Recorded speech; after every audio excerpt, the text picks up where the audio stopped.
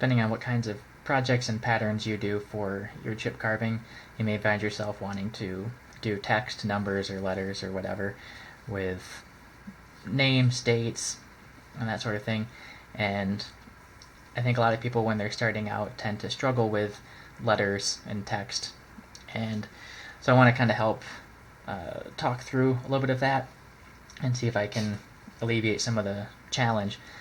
And really the big takeaway that I have for this video is that text isn't any different from any other chips that we might remove, that it uses the same basic principles of going deeper when you get to a wider part and then coming back out, making sure the blade follows the line and not undercutting, all those same things. So there's really, as far as the knife is concerned, no difference between letters and geometric shapes. So again, the principles there is this happens to be a triangle, but I just follow that line of the pattern, follow that line along the inside of the chip,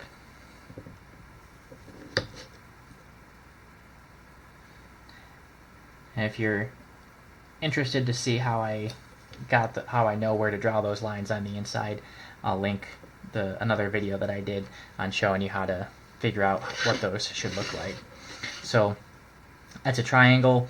You know, if we were in ancient Greece, it might look like a letter to them. Delta is just a triangle like that. But it is kind of a bigger, blockier sort of thing. It's a little bit easier to chip carve because it's not quite as fine and detailed. So I think really probably the biggest challenge for a lot of chip carvers in learning letters is just that they're really small.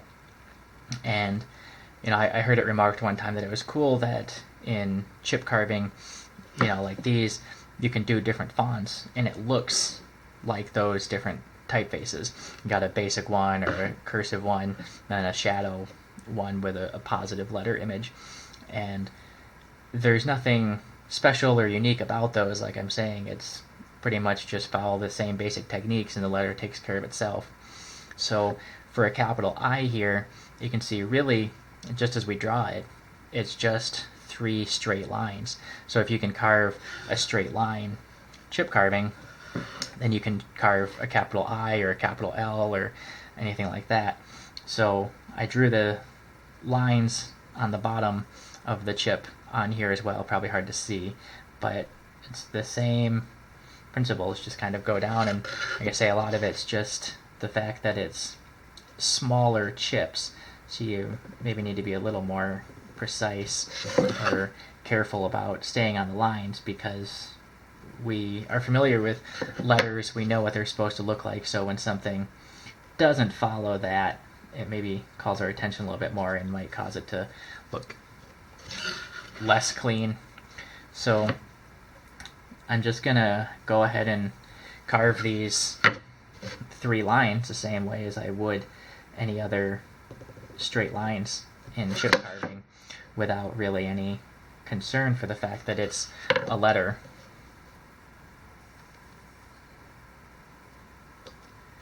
So you can see the chips pop out just like normal, and now I've already removed the ends, so this inside one only has 2 cuts remaining to remove the 3rd line.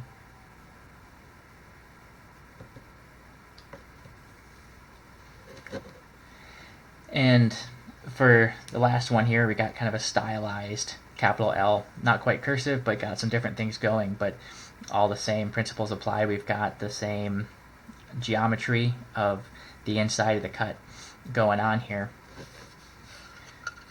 And there is a little bit of, I won't say technique, but kind of experience that's useful in knowing maybe what order to do the cuts to get the best results. So, for example, on that previous capital I did the top and bottom before doing the middle.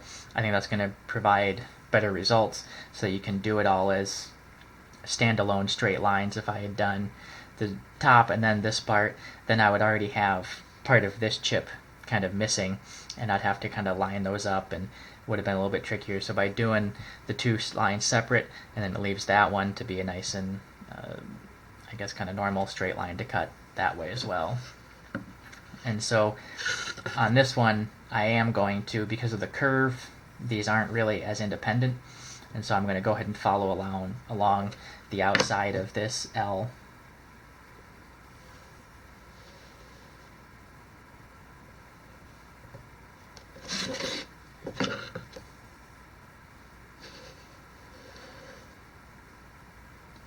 So all the normal things about keeping the knife flowing around curves and keeping grain direction. You can't always necessarily go in the way you'd like for grain direction, so keeping your knife sharp, having a soft hand, and not twisting the knife as you go around is definitely going to be helpful for some of these kind of curvier sorts of fonts. And so this one, it kind of curves around, but my biggest sweep of the knife is going to be down here, and so I want to go along the grain, or with the grain for that. So I'm going to go ahead and flip it backwards for this last section here.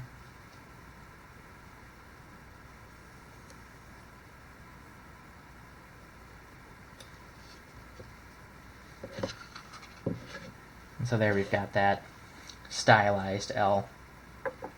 So if you struggle with doing text, I'd recommend work with basic ones first, like these, that are cleaner. They're going to be easier to get good chips, and over time you can build up and do some of the finer, fancier things like this. But really just recognizing that it's the same techniques, the same things to be focusing on, the same things to be working on, and maybe even just practice some of the basic chips, the 2- and 3-sided chips at this smaller scale, and make sure that you're able to do those consistently and cleanly, and see if that helps with being able to do the text, which relies on the same principles.